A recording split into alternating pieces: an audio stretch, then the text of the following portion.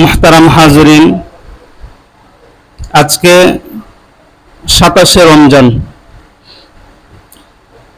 তার মানে হয়তো বা আর 2 দিন বা 3 দিন পরে রমজান মাসের সমাপ্তি ঘটবে।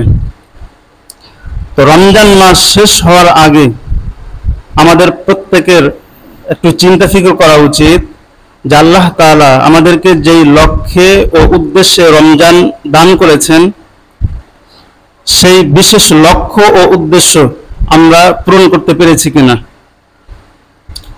লক্ষ্যটি কি?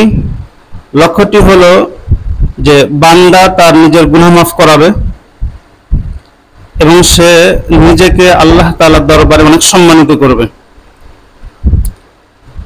তো যারাই এই লক্ষ্যে পৌঁছবে তারাই খুশনসিব, সৌভাগ্যবান, সফলকাম। আর যারা এই লক্ষ্যে পৌঁছাতে পারে নাই তারাই হবে সবচাইতে বদনসিব, দুর্ভাগা বা অকৃতকার্য। শুধু কি বদনসিব বা অকৃতকার্যদের অন্তর্ভুক্ত হবে, বরং ওই সব ব্যক্তিদের অন্তর্ভুক্ত হবে যাদের উপর জিবরিল আমিন এবং রাসূল আকরাম সাল্লাল্লাহু আলাইহি ওয়াসাল্লামের লানত, বদদোয়া রয়েছে, নাউযুবিল্লাহ। হাদিসের একটি কিতাব আছে, নাম হলো মুসনাদুল বাজ্জার। এই কিতাবের 4277 নং হাদিস। হযরত জাবির ইবনে সামরা রাদিয়াল্লাহু তাআলা থেকে হাদিসটি বর্ণিত। হযরত জাবির ইবনে সামরা বলেন যে রাসূল আকরাম সাল্লাল্লাহু আলাইহি ওয়াসাল্লাম একদিন মসজিদে আসলেন। আসার পরে সাইদান নবী সাল্লাল্লাহু আলাইহি ওয়াসাল্লাম আল মিম্বারা, রাসূল আকরাম সাল্লাল্লাহু আলাইহি ওয়াসাল্লাম খুতবা প্রদানের জন্য মিম্বরে উঠলেন। তো ফাকালা আমিন আমিন আমিন, অতঃপর আল্লাহর রাসূল আমিন আমিন আমিন এই কালিমাটি 3 বার বললেন।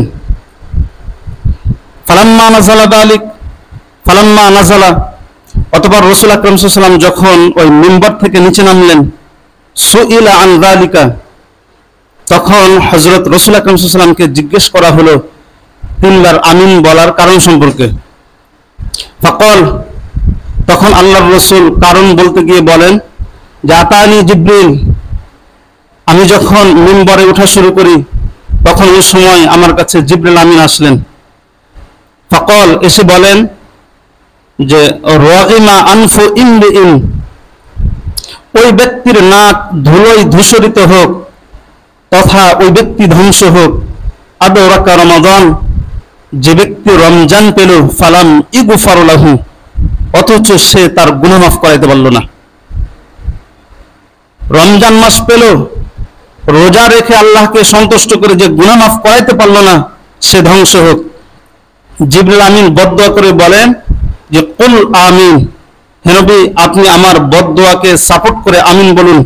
ফাকুলতু আমিন, তখন আমি প্রথমবার আমিন বলি।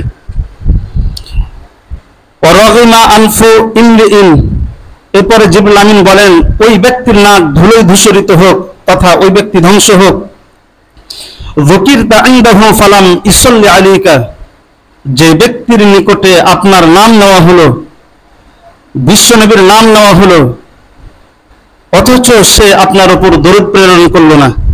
তথা রাসূলের নাম আসলে দরুদ প্রেরণ করা এটা একজন মুসলমানের দায়িত্ব। প্রথমে নাম শুনলে প্রথমবার দরুদ পড়া এটা ওয়াজিব, পরবর্তীগুলোতে এটা মুস্তাহাব। তো জিবরিল আমিন বলেন যে কোন ব্যক্তির সামনে যখন আপনার নাম নেওয়া হলো অথচ সে সাল্লাল্লাহু আলাইহি ওয়াসাল্লাম পড়লো না, এ ব্যক্তি ধ্বংস হোক। কুল আমিন, আল্লাহর রাসূল বলেন এই বদদোয়া করে আমাকে বলেছেন যে আমার বদদোয়া সাপোর্ট করে আপনি আমিন বলুন। ফাকুলতু আমিন, তখন আমি দ্বিতীয়বার আমিন বললাম। ওয়ারাগিমা আনফু রাজুলিন, এবং ওই ব্যক্তির নাক ধুলোয় ধূসরিত হোক তথা ওই ব্যক্তি ধ্বংস হোক।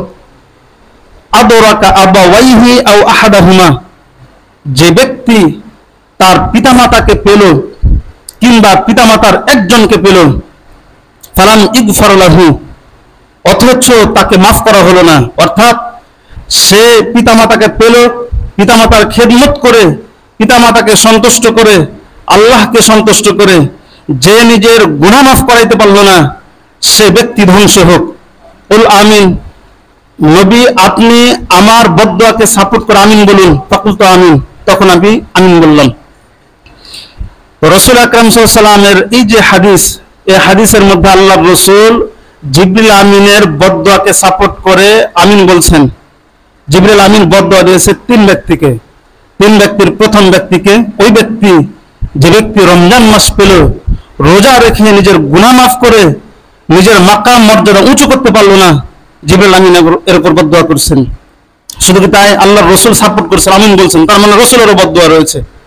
সুতরাং এই হাদিস থেকে স্পষ্টভাবে বুঝে আসে, কোন ব্যক্তি রমজান মাস পাওয়ার পরেও যদি তার গুনাহ মাফ না হয়, সে আল্লাহকে সন্তুষ্ট গুনাহ মাফ না করাইতে পারে, তাহলে আল্লাহ যে রমজান দিল একজন বান্দাকে, সে তো রমজানের লক্ষ্য পূরণ করলো না, সাথে সাথে দুর্ভাগাদের অন্তর্ভুক্ত হলো। নাউজুবিল্লাহ। আমরা তো কেউই এটা চাই না যে আমরা দুর্ভাগাদের অন্তর্ভুক্ত হই, চাই কি? আমরা কেউ কখনো চাই না। আমরা এটা চাই যে আমরা খুশনসিব, যারা সৌভাগ্যবান, তাদের অন্তর্ভুক্ত হব। এখন কথা হলো, আমরা যদি খুশনসিব বা নেকবখত ভালো মানুষদের অন্তর্ভুক্ত যদি হতে চাই, তাহলে আমাদের করণীয় কি? আমাদের করণীয় হলো, আমাদের এই 3 দিন যে আছে বা 2 দিন আছে, 2 দিন আমরা আমাদের গুনাহগুলোকে মাফ করাবো। এখন প্রশ্ন হবে যে আমরা গুনাহ কিভাবে মাফ করাবো? তার উত্তর হবে যে গুনাহ মাফ হবে তওবায়ে নাসুহার মাধ্যমে। কোন ব্যক্তি যদি তওবায়ে নাসুহা করে, তাহলে তার সব গুনাহ মাফ হবে। এমন কথা হলো যে তওবায়ে নাসুহা কাকে বলে? তওবা নাসুহা, এখানে 2টি শব্দ আছে। তাওবার শাব্দিক অর্থ হলো আর রুজু, প্রত্যাবর্তন করা। শরীয়তের পরিভাষায় তওবা বলা হয় পাপ কাজ ছেড়ে পরিপূর্ণভাবে আল্লাহর দিকে প্রত্যাবর্তন করা, রুজু করা। তাহলে পাপ কাজ ছেড়ে দিয়ে আল্লাহর দিকে আসাটাকেই তওবা বলে। তবে এই তওবাটা যদি নাসুহা হয়, নাসুহার অর্থ একাধিক, তবে খাঁটি তওবা বা মাকবুল গৃহীত তওবাকেই নাসুহা বলে। তাহলে খাঁটি তওবা যদি কেউ করে, তাহলে তওবার মাধ্যমে তার গুনাহ মাফ হবে। তবে এই খাঁটি তওবার জন্য 4টি শর্ত আছে, বা 4টি গুণ সম্বলিত তওবাকে তওবায়ে নাসুহা বলে। 1 নং গুণ বা শর্ত হলো, যে পাপ করবে সে তার ওই পাপের উপর খুব অনুতপ্ত হবে। আমি পাপ করে ফেললাম, আমি আল্লাহর কাছে কি জবাব দিব? এই পাপের কারণে যদি আল্লাহ আমাকে পাকড়াও করে, তাহলে কি আমি শাস্তি ভোগ করতে পারবো? এই ধরনের একটা অনুতপ্ত হবে, 1 নং। 2 নং হলো, অনুতপ্ত হওয়ার পাশাপাশি সে অঙ্গীকার করবে যে ভবিষ্যতে ওই পাপ আর কোনোদিন করবে না, 2 নং। 3 নং, এই যে ভবিষ্যতে না করার যে অঙ্গীকার করলো, এই অঙ্গীকারের উপর সে অটল থাকবে। 4 নং হলো, যে পাপটা সে করলো, এই পাপের জন্য আল্লাহর কাছে বিনয়ী হয়ে কান্নাকাটি করে খুব দোয়া করবে। তাহলে এই 4 গুণ কোন তওবার মধ্যে পাওয়া গেলে সেই তওবাকে তওবায়ে নাসুহা বলে।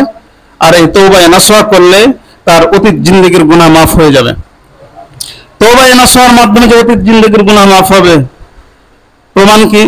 প্রমাণ হলো পবিত্র আল কোরআনুল কারীমের একটি সূরা আছে, সূরাতুত তাহরিম। সূরাতুত তাহরিমের 8 নং আয়াত, আল্লাহ তাআলা বলেন, ইয়া আইয়ুহাল্লাযীনা আমানু তুবু ইলাল্লাহি তাওবাতান নাসুহা। হে মুমিনগণ, তোমরা আল্লাহর নিকটে তওবা করো, তওবায়ে নাসুহা করো, অর্থাৎ পিওর খাঁটি তওবা করো। তাহলে কি হবে? আসা রাব্বুকুম আন ইউকাফফিরু আনকুম সাইয়্যাতিকুম, তাহলে অবশ্যই তোমাদের প্রতিপালক তোমাদের কৃত অতীতের যত পাপ আছে সব মাফ করে দিবেন। তাহলে আয়াত থেকে স্পষ্টভাবে বুঝে আসে যে তওবায়ে নাসুহা করলে পাপ মাফ হবে। হাদিস থেকেও বুঝে আসে, সুনানু আবু দাউদ শরীফের একটি হাদিস, হাদিস নং হলো 1517। হযরত আব্দুল্লাহ ইবনে মাসউদ রাদিয়াল্লাহু তাআলা থেকে হাদিসটি বর্ণিত। হযরত আব্দুল্লাহ ইবনে মাসউদ বলেন, মান ক্বালা আস্তাগফিরুল্লাহাল্লাযী লা ইলাহা ইল্লা হুয়াল হাইয়ুল কাইয়্যুম, যে ব্যক্তি তওবা করে আস্তাগফিরুল্লাহাল্লাযী লা ইলাহা ইল্লা হুয়াল হাইয়ুল কাইয়্যুম ওয়া আতুবু ইলাইহি, এই ইস্তিগফার, এই কালেমাটি, এই বাক্যটি বলবে, গফিরা লাহু, তাহলে তার অতীতের সব গুনাহ মাফ করে দেওয়া হবে। শুধু কি তাই, ওয়া ইন কানা ক্বাদ ফাররা মিনাজ জাহফি, যদিও সে যুদ্ধের মাঠ থেকে পলায়ন করার মতন কোনো পাপ করে থাকুক। আল্লাহ রাসূল যুদ্ধের মাঠ থেকে পলায়ন করা এই পাপটি উল্লেখ করে বুঝিয়েছেন যত বড়ই পাপ হোক না কেন মাফ করে দিবেন। এটা বুঝতে আর একটু সহজ হবে যদি যুদ্ধের মাঠ থেকে পলায়ন করা কি পরিমাণ পাপ এটা একটু জানি। তাহলে যুদ্ধের মাঠ থেকে পলায়ন করা কি পরিমাণ পাপ, কুরআনুল কারীমের সূরাতুল আনফালের 16 নং আয়াত আল্লাহ তাআলা বলেন যে ওয়ামাই ইউয়াল্লিহি ইয়াওমা ইযিন দুবুরাহু, ওয়ামাই ইউয়াল্লিহি, যে ব্যক্তি কাফেরদেরকে পিঠ দেখাবে, ইয়াওমা ইযিন যুদ্ধের সময়, ওই সময় যুদ্ধের সময়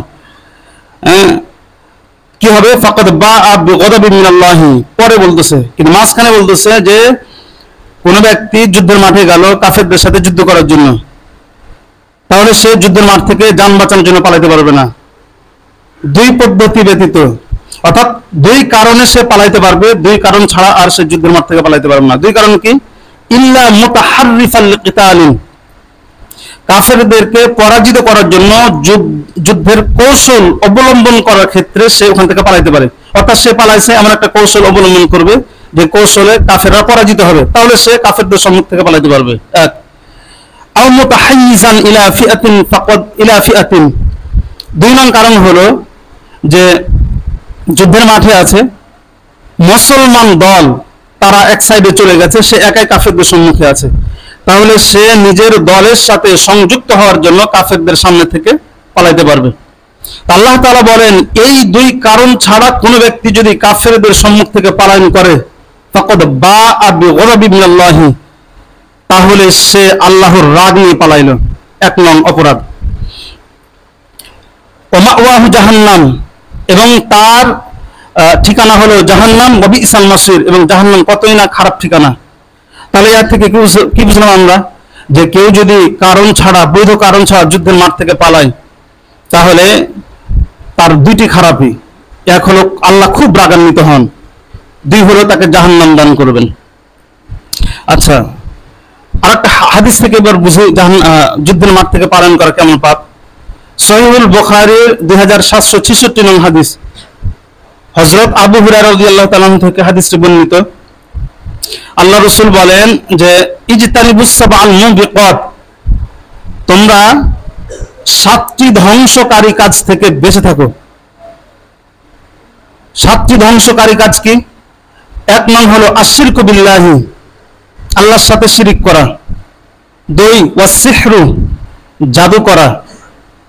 3 ওয়া কতলুন নাফসিল্লাতী হারামাল্লাহু ইল্লা বিল হাক্কি, বৈধ তরিকা ছাড়া কোনো মানুষকে অবৈধভাবে হত্যা করা। 4 ওয়া আকলুর রিবা, সুদ খাওয়া। 5 ওয়া আকলু মালিল ইয়াতীম, কোনো ইয়াতীমের মাল ভক্ষণ করা। 6 ওয়া তাওয়াল্লি ইয়াউমাজ জাহফি, যুদ্ধের দিন রণাঙ্গন থেকে পলায়ন করা। 7 ওয়া কযফুল মুহসানাতিল মুমিনাতিল গাফিলাত, সতী ভোলা ভালা পবিত্র নারীকে জেনার তুহমত দেওয়া।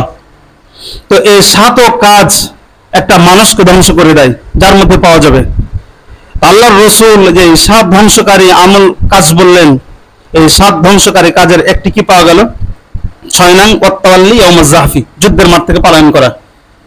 তাহলে সূরা আনফালের 16 নং আয়াত আর বুখারী শরীফের 2766 নং হাদিস, এই দুইটার থেকে আমরা পেলাম যে যুদ্ধের মাঠ থেকে কেউ যদি পলায়ন করে তারপর আল্লাহর রাগ থাকে এবং তাকে জাহান্নাম দিবে, এবং এই পলায়ন করাটা তাকে ধ্বংস করবে। তাহলে যেই কাজের কারণে আল্লাহ তাআলা একজন মানুষের উপর রাগান্বিত হয়, জাহান্নাম দিবে বা ওই কাজের কারণে ধ্বংস হবে, এই কাজটা কি ছোট পাপ না বড় পাপ? অনেক বড় পাপ। আল্লাহর রাসূল বলছে যে কোন ব্যক্তি এমন বড় পাপ করার পরেও যদি খালিস দিলে তওবা নাসুহা করে আস্তাগফিরুল্লাহাল্লাযী লা ইলাহা ইল্লা হুয়াল হাইয়ুল কাইয়্যুম ওয়া আতুবু ইলাইহি, এই কালিমাটি বলে আল্লাহর রাসূল চ্যালেঞ্জ দিয়ে বলেন তার অতীতের সব গুনাহ মাফ। সুবহানাল্লাহ, এটা হচ্ছে ইস্তিগফার, তওবা নাসুহা। তাহলে তওবা নাসুহার মাধ্যমে অতীতের সব গুনাহ মাফ হয়। এখন এরকম কি রাসূলের জামানায় চাক্ষুষ প্রমাণ আছে তওবা নাসুহা করছে? তওবা নাসুহা আল্লাহ তাআলা সাথে সাথে গ্রহণ করছেন, রাসূল সেটার প্রমাণ দিয়ে গেছেন, এরকম কি আছে? হ্যাঁ অবশ্যই আছে। সহিহ মুসলিম শরীফের 1665 নং হাদিস। এই হাদিসের বর্ণনাকারী সাহাবীর নাম হলো বুরাইদা ইবনে হুসাইব আসলামী রাদিয়াল্লাহু তাআলা আনহু। বুরাইদা ইবনে হুসাইব আসলামী বলেন যে আমরা সব একদিন বসা আছি, তো যা মাইজ ইবনে মালিক ইলা নবী সাল্লাল্লাহু আলাইহি ওয়াসাল্লাম, আল্লাহর রাসূলের একজন সাহাবী যার নাম হলো মাইজ ইবনে মালিক আসলামী, উনি রাসূলের নিকটে আসলেন। ফাকাল, এসে বলেন, ইয়া রাসূলুল্লাহ, হে আল্লাহর রাসূল, তাহহিরনি, আপনি আমাকে গুনাহ থেকে পবিত্র করুন, অর্থাৎ আমি পাপ করেছি, সেই পাপের শাস্তি দিয়ে আমাকে পবিত্র করুন। তো ফাকালা, আল্লাহর রাসূল তখন বলেন, ওই হাক, তুমি ধ্বংস হও, কি বলো তুমি এগুলো, ইরজি, তুমি ফেরত যাও, ফাস্তাগফিরিল্লাহ ওয়া তুব ইলাইহি, আল্লাহর কাছে তওবা ইস্তিগফার করো। তো ক্বালা, হযরত বুরাইদা ইবনে হুসাইব আসলামী বলেন, আল্লাহর রাসূল যখন ওই সাহাবীকে বলছেন, ফারওয়াজা গায়রা বাইদিন, ওই সাহাবী অল্প কিছু দূর গেল, সুম্মা জা, অথবা আবার সে ফেরত আসলো, ফাকালা, এসে আল্লাহর রাসূলকে বলতেছেন, ইয়া রাসূলুল্লাহ তাহহিরনি, হে আল্লাহর রাসূল, আপনি আমাকে পবিত্র করুন, আমি পাপ করেছি, পাপের গুনাহ থেকে আমাকে শাস্তি দিয়ে পবিত্র করুন। ফাকালা, আল্লাহর রাসূল দ্বিতীয়বারও তাকে বলতেছেন, ওই হাক, তুমি ধ্বংস হও, ইরজি, তুমি ফেরত যাও, ফাস্তাগফিরিল্লাহ ওয়া তুব ইলাইহি, তুমি নিজে নিজে তওবা ইস্তিগফার করো। ফারাজা গায়রা বাঈদিন, সে অল্প দূরে গেল দ্বিতীয়বারও, সুম্মা জা, এরপর আবার রাসূলের কাছে আসলো, রাসূলের কাছে এসে বলতেছে যে, ইয়া রাসূলুল্লাহ তাহহিরনি, হে আল্লাহর রাসূল, আপনি আমাকে পবিত্র করুন। তো এই তৃতীয়বারে ফাকালা মিসলা দালিক, আল্লাহর রাসূল তৃতীয়বারে প্রথম দুইবারের নাই বললেন, অর্থাৎ তুমি ধ্বংস হও, তুমি ফেরত যাও, তওবা ইস্তিগফার করো। তো এভাবে হাত্তা ইদা কানাতির রাবিআতু, যখন ওই ব্যক্তি 4 বার যাওয়া আসা করলেন, ফাসাআলা রাসূলুল্লাহ সাল্লাল্লাহু আলাইহি ওয়াসাল্লাম, তখন আল্লাহর রাসূল উপস্থিত থাকা সাহাবায়ে কেরামদেরকে বলতেছেন, আবিহি জুনুন, এ কি পাগল হয়ে গেছে, একে আমি 4 বার পাঠালাম, 3 বার পাঠালাম, তারপরে সে আসে, এ কি পাগল হয়ে গেল নাকি? ফাউখবিরা আন্নাহু লাইসা বিমাজনুন, আল্লাহর রাসূলকে সংবাদ দেওয়া হলো, না, এ পাগল না, এ ভালো মানুষ। তো ফাকাল, আল্লাহর রাসূল জিজ্ঞেস করলেন যে আশারি বা খম্মান, সে কি মদ পান করছে, মদ পান করার কারণে তার মাথা মস্তিষ্ক বিকৃতি হয়ে গেছে, বিষয়টা কি এমন? তো যখন আল্লাহর রাসূলের কথা বললেন, ফাকামা রাজুলুন, একজন সাহাবী দাঁড়াইলেন, ফাস্তান কাহাহু, এরপরে তার মুখের কাছে নাকটা নিয়ে গেল যে মদের গন্ধ পাওয়া যায় কিনা। ফালাম ইয়াজিদ মিনহু রিহা খামারিন, তো তার কাছে গিয়ে তার মুখ থেকে মদের কোনো গন্ধ পেলেন না। তো ফাকালা, এবার আল্লাহর রাসূল ওই সাহাবীকে জিজ্ঞেস করতেছেন, আজানাইতা, তুমি কি জিনা করেছো? ফাকালা নাআম, সে বলে, হ্যাঁ, আমি জিনা করেছি। তো ফাআমারা বিহি, আল্লাহর রাসূল তাকে রজম করে হত্যার নির্দেশ দিলেন। উল্লেখ্য যে ওই সাহাবী বিবাহিত ছিলেন, আর শরীয়তের বিধান হলো কোন বিবাহিত মানুষ যখন জিনা করবে মুসলমান, তখন তার শাস্তি হলো এই কোমর পর্যন্ত তাকে পুঁতে পাথর নিক্ষেপ করে হত্যা করা। এটাকে ফিকহের পরিভাষায় বা হাদিসের পরিভাষায়, কোরআনের পরিভাষায় রজম বলে। আল্লাহর রাসূল যেহেতু মাইজ ইবনে আসলাম উনি বিবাহিত ছিলেন, আল্লাহর রাসূল উনাকে রজম করার আদেশ দিলেন। ফারুজিনা বিহি, তাকে রজম করা হলো, রজম করে হত্যা করা হলো। তো ক্বালা, হযরত বুরাইদা ইবনে হুসাইব আসলামী, যিনি এই ঘটনার বিবরণ দিয়েছেন, উনি বলেন যে ফাকানান নাসু ফিহি ফিরকাতাইনি, মানুষেরা অর্থাৎ সাহাবায়ে কেরামরা মাইজ ইবনে আসলামের ব্যাপারে দুই ভাগে বিভক্ত হলো। ক্বালা কাইলুন ইয়াকুল, এক প্রকারের লোকেরা বলা শুরু করলো, লাকাদ হালাকা ওয়া আহাতাত বিহি খতিআতুহু, সে তো ধ্বংস হয়ে গেল, তার পাপ তাকে পরিবেষ্টন করে ফেলেছে, অর্থাৎ তার পাপ তাকে ধ্বংস করে দিয়েছে। এই লোকটা পাপ করলো, করার পরে তাকে পাথর নিক্ষেপ করে হত্যা করলো, এই তো নিজে নিজেকে ধ্বংস করে ফেললো। ওয়া কাইলুন ইয়াকুলু, আর এক প্রকারের সাহাবা কিরামরা বলা শুরু করলো যে মা তাওবাতুন আফদালা মিন তাওবাতি মাইজ ইবনে মালিক, কে বলছে যে হযরত মাইজ ইবনে আসলাম ধ্বংস হয়েছে, বরং মাইজ ইবনে আসলাম মালিক আসলামী রাদিয়াল্লাহু তাআলা আনহুর তওবা শ্রেষ্ঠ তওবা, ওই ধ্বংস হয় নাই, নিজেকে অনেক পবিত্র করেছে। কেন? বলছে ইন্নাহু জাআ ইলান নবী সাল্লাল্লাহু আলাইহি ওয়াসাল্লাম, কারণ উনি নিজে রাসূলের কাছে এসেছেন। ফাওয়াদাআ ইয়াদাহু ফি ইয়াদিহি, সে নিজের হাত রাসূলের হাত মুবারকে রেখেছেন, অর্থাৎ সে নিজের গুনাহের উপর অনুতপ্ত হয়ে রাসূলের হাত ধরে বলছেন যে সুম্মা ক্বালা উকতুলনি বিল হিজারা, হে আল্লাহর রাসূল, আমি বিবাহিত, আমি জিনা করেছি, জিনার শাস্তি দুনিয়াতে যেটা হবে তার চাইতে পরকালে অনেক কঠিন শাস্তি, আমার এই শাস্তি ভোগ করার ক্ষমতা নেই, আপনি আমাকে এই দুনিয়াতে পাথর নিক্ষেপ করে হত্যা করুন। একজন মানুষের দিলের অবস্থা কতটা মজবুত হলে ধর্মের কথা বলতে পারে, এ কেমনে ধ্বংস হয়? তো ক্বালা হযরত বুরাইদ ইবনে আসলামী রাদিয়াল্লাহু তাআলা বলেন যে ফালাবিসু বিযালিকা ইয়াওমাইনা ফালাফান, মানুষেরা এই ধরনের কথা বলতে থাকলো, এভাবে 2 দিন বা 3 দিন চললো। সুম্মা জাআ রাসূলুল্লাহ সাল্লাল্লাহু আলাইহি ওয়াসাল্লাম ওয়া হুম জুলুসুন, এরপরে একদিন রাসূল আকরাম সাল্লাল্লাহু আলাইহি ওয়াসাল্লাম আমাদের মাঝে আসলেন।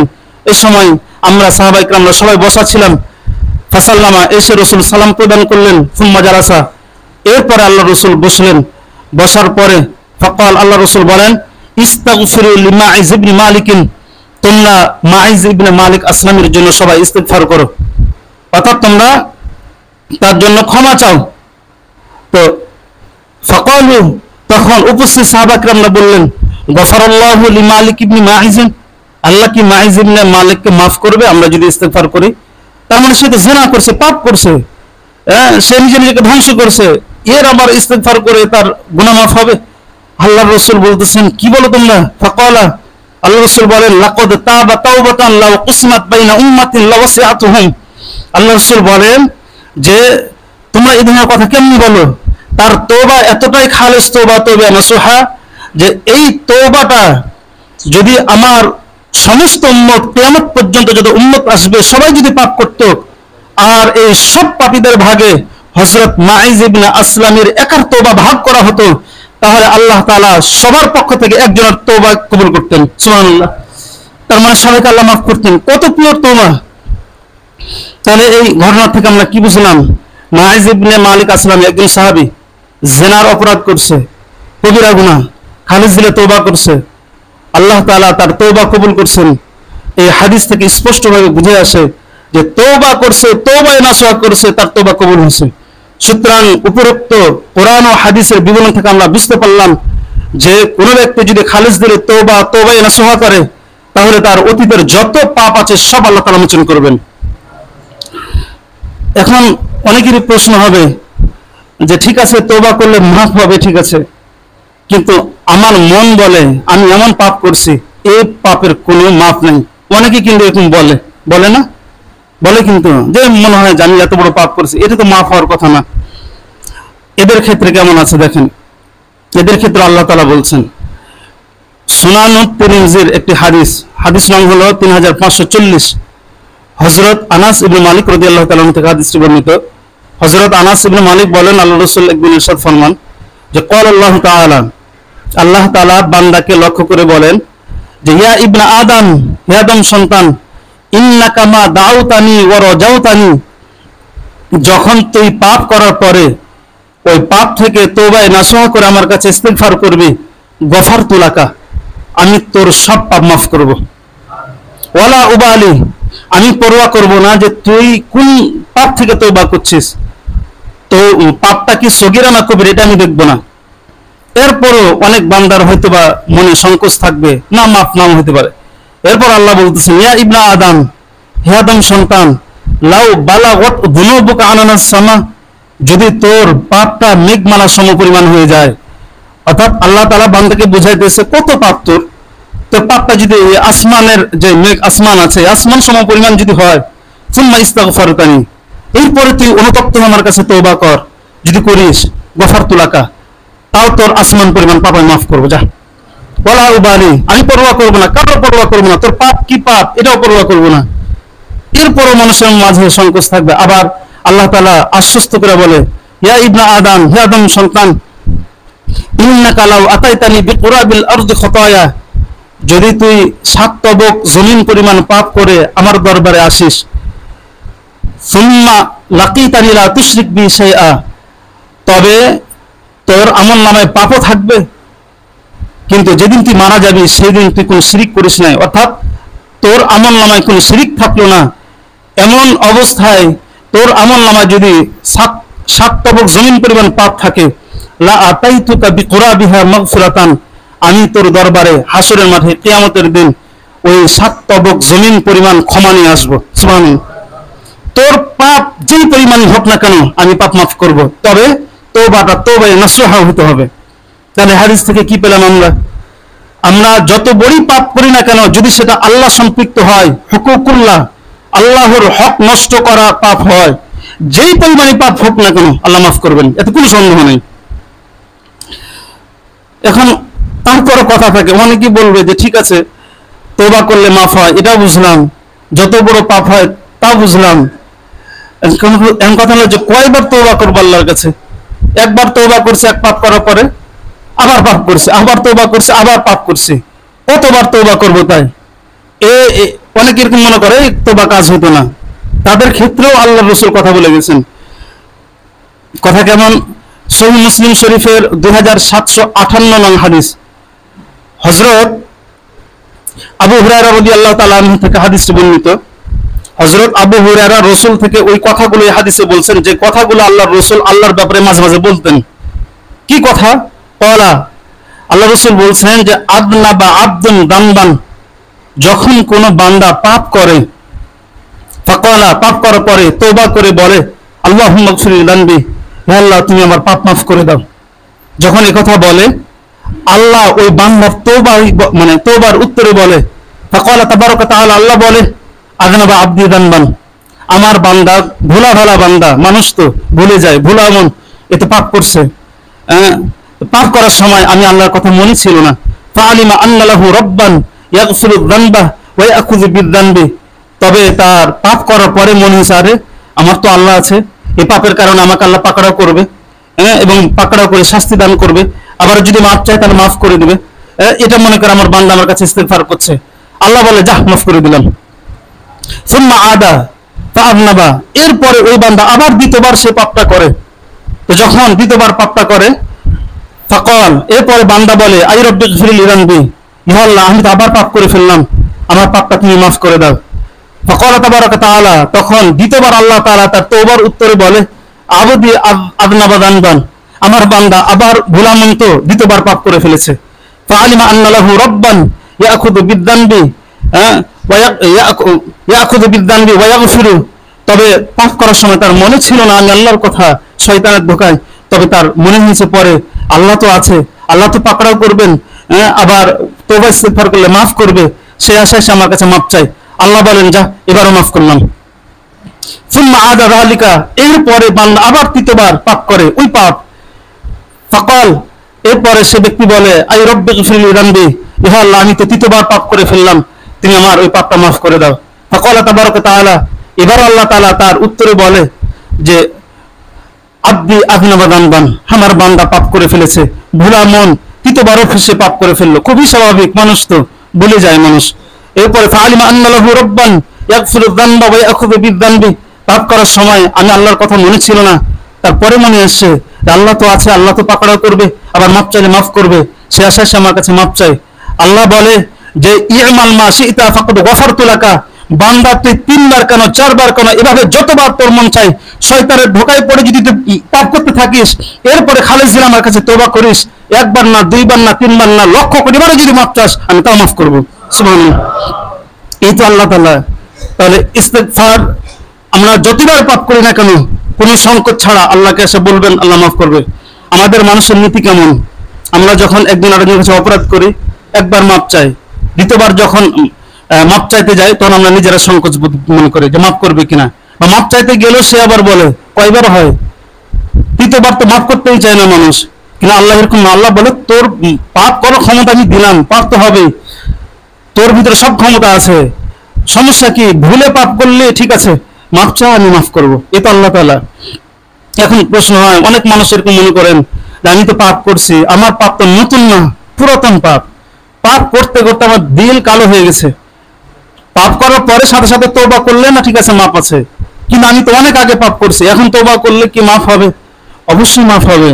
এদের ক্ষেত্রে আল্লাহ রাসূল হাদিস বলছেন, মুসলিম শরীফের 2759 নং হাদিস, হযরত আবু মুসা আশআরী রাদিয়াল্লাহু তাআলা থেকে হাদিসটি বর্ণিত। আল্লাহ রাসূল বলেন যে ইন্নাল্লাহ তাআলা ইয়াবসুতু ইয়াদাহু বিল-লাইলি লিয়াতুবা মুসিউন নাহার, আল্লাহ তাআলা প্রতি রাত্রিতে বান্দাদের দিকে হাত বাড়ায়া বলে যে বান্দা আয় আমার হাত ধরে তওবা কর, আমি তোর গুনাহ মাফ করব। হাতটা কেন বাড়ায়? লিয়াতুবা মুসিউন নাহার, যারা দিনের বেলায় পাপ করছিল সে পাপকারীরা যেন রাতের বেলা মাপ চায়। অর্থাৎ আল্লাহ তাআলা এটা বুঝায় রাতের বেলা হাত প্রসারিত করে যে বান্দা তুই দিনে পাপ করলি, তোর তো উচিত ছিল দিনেই মাপ চাওয়া, তুই সময় পেলি না দুনিয়ার খাতিরে, দুনিয়ার কাজে ব্যস্ত থাকার কারণে, এখন রাতের বেলা আমার কাছে মাপ চা, হোক তোর দেরি, তারপর আমি তোর তওবা কবুল করে তোকে মাফ করব। ওয়ায়াবসুতু ইয়াদাহু বিন-নাহার, আল্লাহ তাআলা দিনের বেলা হাতটা প্রসারিত করেন লিয়াতুবা মুসিউল লাইলি, যাতে করে রাতের পাপীরা দিনের বেলা আল্লাহর কাছে তওবা করে মাপ চাইতে পারে। অর্থাৎ আল্লাহ তাআলা দিনের বেলা বান্দাদের দিকে হাতটা প্রসারিত করে বলে বান্দা রাতের অন্ধকারে গোপনে গুনাহ করলি, তোর তো উচিত ছিল রাতের বেলায় সাথে সাথে তওবা করা, তওবা করতে পারলি না, তুই আমার কাছে এখন এসে তওবা কর, আমি তোর তওবা কবুল করে আমি তোকে মাফ করে দেব। তার মানে হাদিস থেকে বুঝে আসে কোন ব্যক্তি যদি সাথে সাথে তওবা না করে পরেও তওবা করে তাও তার গুনাহ মাফ হয়ে যাবে। তাহলে আমরা আজকের আলোচনা থেকে আমরা কি বুঝলাম? আজকের আলোচনা থেকে আমরা এটা বুঝলাম যে আল্লাহ তাআলা আমাদেরকে রমজান মাস দিয়েছেন কেন? এজন্যই যাতে তার বান্দারা শয়তানের ধোঁকায় পড়ে যে পাপগুলো করেছে এই পাপগুলো থেকে সে বের হয়ে আসে এবং পরকালের মর্যাদা বৃদ্ধি করে। রমজান শেষ হতে আর মাত্র আছে 2 দিন বা 3 দিন। আমরা প্রত্যেকেই নিজের আমল নামার দিকে একটু চোখ বোলাবো, অন্তর চোখ, যে আমি কি এই রমজান মাসে নিজের পাপ মাফ করাইতে পারলাম? কেমনে বুঝবেন আপনি রমজান মাসে তওবা করছেন, কোনো গুনাহ করেন নাই? আপনার দিল সাক্ষী দেয় যে আল্লাহ মাফ করে দিছে। তো রমজান মাসে কোনো গুনাহ করেন নাই, মোবাইলে কোনো গুনাহ করেন নাই, কথার মাধ্যমে কোনো গুনাহ নাই, কিচ্ছু করেন নাই, তাহলে বুঝবেন মাফ। যদি দিলে সাক্ষী না দেয় তাহলে বুঝবেন মাফ হয় নাই। তাহলে যদি মাফ না হন, মাফ না করাইতে পারেন, তাহলে তখন আমাদের সবার উচিত মাফ চাওয়া, এই 2-3 দিনের মধ্যে মাফ করাইতে হবে। যদি না মাফ করায়, এক তো আমরা হতভাগা, আর একটা হলো জিবরিল আমিন আর রাসূল আকরাম সাল্লাল্লাহু আলাইহি ওয়াসাল্লামের বদদুয়া আমাদের উপর আছে। আচ্ছা বলেন তো, একটা মানুষের উপর যদি জিবরিল আমিন আর রাসূলের বদদুয়া থাকে, এই বদদুয়াটা কি ছোটখাটো বদদুয়া না বড় বদদুয়া? অনেক বড় বদদুয়া, এতে ধ্বংস হয়ে যাবে। সুতরাং রমজান মাস পার পরও আমরা গুনাহ মাফ করাইতে পারবো না, এটা কোন কথা হলো? আমরা তওবায় খালিস দিলে তওবা করব, তবে তওবায় নাসুহার দ্বারা যে পাপটা মাফ হবে সেটা হচ্ছে হুকুকুল্লাহ, আল্লাহর সাথে সম্পৃক্ত যে হকগুলো সেগুলো। আপনি নামাজ পড়েন নাই, আপনি রোজা রাখেন নাই, আপনি জিনা করছেন, মেয়েদের সাথে কথা বলেছেন, এই সবগুলো আল্লাহর হক। তো এই তারপর হচ্ছে আপনি সুদ খেয়েছেন, আল্লাহর হক। এই সবগুলো হচ্ছে আল্লাহ খালিস দিলে তওবা করলে আল্লাহ মাফ করবে। কিন্তু বান্দার হক যদি নষ্ট করে থাকেন আল্লাহ এটা মাফ করবে না, ওই বান্দার কাছ থেকেই মাফ নিতে হবে। তার মানে যার সাথে আপনার মুআমালা খারাপ হয়ে আছে, যার উপর আপনি জুলুম করেছেন, যার উপর আপনি অন্যায় করেছেন, তার কাছ থেকে আপনার মাফ চাইতে হবে। তা আমরা কি সৌভাগ্যবানদের কাতারে অন্তর্ভুক্ত হব নাকি দুর্ভাগাদের কাতারে? বলেন, সবাই বলবেন কোন কাতার? ভালো মানুষ না খারাপ? ভালো মানুষ। তাহলে আমাদের তওবা করার দরকার আছে না? আমরা তওবা করব। তাহলে তওবায়ে নাসুহা করার সুন্নত তরিকা হলো ওযু করবেন ভালোভাবে, ওযু করে 2 রাকাত নামাজ পড়বেন, নামাজ পড়ে জায়নামাজে বসে অতীতের চোখ বন্ধ করে অতীতের সব গুনাহ আপনি খেয়াল করবেন, খেয়াল করে আল্লাহর কাছে ইস্তিগফার করে খুব কান্নাকাটি করে দোয়া করবেন। আর ভবিষ্যতে করবেন না, ভবিষ্যতে না করার অঙ্গীকার করে ওই অঙ্গীকারের উপর অটল থাকবেন। আশা করা যায় আল্লাহ তাআলা মাফ করে দিবেন ইনশাআল্লাহ। যে তাহলে আমরা এই 2-3 দিনের মধ্যে আমরা সব গুনাহ মাফ চাইব আল্লাহ তাআলার কাছে। যদি মাফ চাই আমরা সফল কাম। আল্লাহ তাআলা রোজার যত ফাজাইল এবং ফজিলতের কথা বলছেন আল্লাহ তাআলা আমাদের সব দান করবেন, ঠিক আছে না? তাছাড়া অনেকেই মনে করতে পারেন যে আমার তো পাপ নেই, আমি এত তওবা ইস্তিগফার কেন করব? দেখেন, তওবা ইস্তিগফার এটা মুত্তাকিনদের একটি বৈশিষ্ট্য। সূরা আলে ইমরানের 135 নং আয়াত আল্লাহ বলে, ওয়াল্লাযীনা ইযা ফাআলু ফাহিশাতান আও যালামু আনফুসাহুম যাকারুল্লাহা ফাস্তাগফিরু লিযুনুবিহিম ওয়া মান ইয়াগফিরুয যুনুবা ইল্লাল্লাহ। আল্লাহ তাআলা এখানে মুমিন মুত্তাকিনদের গুণ বর্ণনা করেছেন। তো একটি গুণ বলছে যে মুমিন মুত্তাকিন তারা যারা ইস্তিগফার করবে তাদের কৃত পাপের উপর। তার মানে মুমিন মুত্তাকি এদের গুণই হলো সবসময় কি থাকবে? এরা ইস্তিগফার করতে থাকবে। তো সবচেয়ে বড় মুমিন মুত্তাকিন কারা? আম্বিয়া কেরামরাই তো। আম্বিয়া কেরামরাও কিন্তু মাঝে মাঝে তওবা করতেন। আমরা সবাই জানি যে নবীদেরকে আল্লাহ তাআলা মাফ করে রেখেছেন, অতীতের গুনাহ মাফ, তাদের ভবিষ্যৎ গুনাহ মাফ, তাদের থেকে কখনো কবিরা গুনাহ প্রকাশ পায়নি। সগীরা গুনাহ যদি মাফ বের হয়ে থাকে তাহলে মাফ করে দিয়েছেন, এগুলো কোনো গুনাহ নেই ওনাদের। তারপর ওনারা মাঝে মাঝে কি করতেন, তওবা ইস্তিগফার করতেন। যখন সূরাতুল আরাফের 23 নং আয়াতে আল্লাহ তাআলা হযরত আদম আলাইহিস সালাতু ওয়াস সালাম, হাওয়া আলাইহিস সালাতু ওয়াস সালামের তওবার কথা উল্লেখ করেছেন, ক্বালা রব্বানা যালামনা আনফুসানা ওয়া ইন লাম তাগফির লানা ওয়া তারহামনা লানাকুনান্না মিনাল খাসিরিন। সূরাতুল কসসের 16 নং আয়াতে হযরত মূসা আলাইহিস সালাতু ওয়াস সালাম মাঝে মাঝে তওবা করে আল্লাহর কাছে বলতেন, রব্বি ইন্নী যালামতু নাফসি ফাগফিরলি ফাগফারা লাহ, তওবা করতেন। আবার নূহ আলাইহিস সালাতু ওয়াস সালাম উনি মাঝে মাঝে আল্লাহর কাছে তওবা ইস্তিগফার করতেন, যেটি সূরাতুন নূহের 28 নং আয়াতের মধ্যে আছে, রব্বি গফিরলি ওয়া লিওয়ালিদাইয়া ওয়া লিমান দাখালা বাইতিয়া মুমিনান ওয়াল মুমিনিনা ওয়াল মুমিনাত ওয়া লা তাজিদিজ জালিমিনা ইল্লা তাবারা। তাহলে আম্বে কেরামরা যেখানে কি করেছেন, তওবা ইস্তিগফার করেছেন, তারা আমাদের পাপ থাক আর না থাক আমরা কি করব, এমনি তওবা ইস্তিগফার পাঠ করব। আমি প্রায় মনে 1 বছর আগে ইস্তিগফারের ফজিলতের ব্যাপারে আলোচনা করেছিলাম, যে ইস্তিগফার পাঠ করলে কেমন ফজিলত হয়। অনেক ফজিলত আছে, পাপ মাফ হয়, বিপদ দূর হয়, বৃষ্টি বর্ষণ করে, কারো যদি সন্তান না হয় তাহলে আল্লাহ তাআলা তাকে সন্তান দান করবেন এই ইস্তিগফার পাঠ করলে পরে। কারো যদি অভাব থাকে তাহলে অভাব দূর করে আল্লাহ তাআলা তাকে ধন সম্পদ দান করে। এজন্য সব সময় আস্তাগফিরুল্লাহ আস্তাগফিরুল্লাহ অথবা আস্তাগফিরুল্লাহাল্লাযী লা ইলাহা ইল্লা হুয়াল হাইয়ুল কাইয়্যুম ওয়া আতুবু ইলাইহি, এগুলো মাঝে মাঝে পড়বেন। আপনি হাঁটতেছেন সুবহানাল্লাহ পড়লেন, কখনো আলহামদুলিল্লাহ, কখনো ইস্তিগফার, কখনো দুরূদ শরীফ, এগুলো পড়বেন। ইস্তিগফারের ফজিলত এগুলো একবারে চাক্ষুষ প্রমাণিত। ইস্তিগফার দ্বারা আল্লাহর যে মদদ হয়েছে এবং আল্লাহর ওয়াদাকৃত যে ফাজাইল সেগুলো যে পাওয়া গেছে একবারে পরীক্ষিত। এই জন্য ইস্তিগফার বেশি বেশি পাঠ করবেন। হাদিসের একটা কিতাব আছে আল আদাবুল মুফরাদ, এই কিতাবের 621 নং হাদিস হযরত আগর ইবনে ইয়াসার আল মুজানি রাদিয়াল্লাহু তাআলা থেকে হাদিসটি বর্ণিত। আল্লাহ রাসূল বলেন, ইয়া আইয়ুহান নাসু তুবু ইলাল্লাহি, হে মানুষেরা তোমরা আল্লাহর কাছে তওবা করো। কারণ ফাইন্নী আতুবু ফিল ইয়ামি মিআতা মাররা, কারণ আমি নিজে রাসূল দিনে 100 বার তওবা করি। সুবহানাল্লাহ। আচ্ছা, রাসূলের কোনো পাপ ছিল? আমাদের রাসূলের বলেন, আল্লাহ তাআলা কোরআন শরীফে বলছে, লিয়াগফিরা লাকাল্লাহু মা তাকাদ্দামা মিন যামবিহি ওয়া মা তাআখারা ওয়া ইউতিম্মা নি'মাতাহু আলাইকা ওয়া ইয়াহদিয়াকা সিরাতাম মুস্তাকিমা। সূরা ফাতিহার মধ্যে বলছে আগের সামনের সব গুনাহ মাফ আল্লাহ রাসূলের। তারপর আল্লাহ রাসূল দিনে 100 বার তওবা করে। তো রাসূলের মতন এমন ব্যক্তিত্ব যদি এতবার তওবা ইস্তিগফার করতেন, আমাদের মতন যাদের উঠতে বসতে সব সময় ঘুমের মধ্যে পাপ হয়, পাপ হয় না? কথার কথা আর কি, আমরা দিনের বেলা শয়তানি করি আর ঘুমের মধ্যে অনেকে কিন্তু কথা বলে, ওই পাপটাই কিন্তু বলে না? আমাদের উঠতে বসতে সব সময় পাপ, তাহলে আমাদের কি পরিমাণ ইস্তিগফার করা উচিত? এই জন্য আমার আপনাদের কাছে দরখাস্ত হলো, আমি সহ আমরা সবাই এই 2-3 দিনে এমন ইস্তিগফার তওবা করব যেন আল্লাহ তাআলা আমাদের সবার গুনাহ মাফ করে দেন, ঠিক আছে না? এবং আমরা নিজেদের জন্য দোয়া করব, অন্যদের জন্য দোয়া করব। আল্লাহ তাআলা আমাদের সবাইকে বেশি বেশি ইস্তিগফার করার তৌফিক দান করুন। আমিন। তওবা করার তৌফিক দান করুন।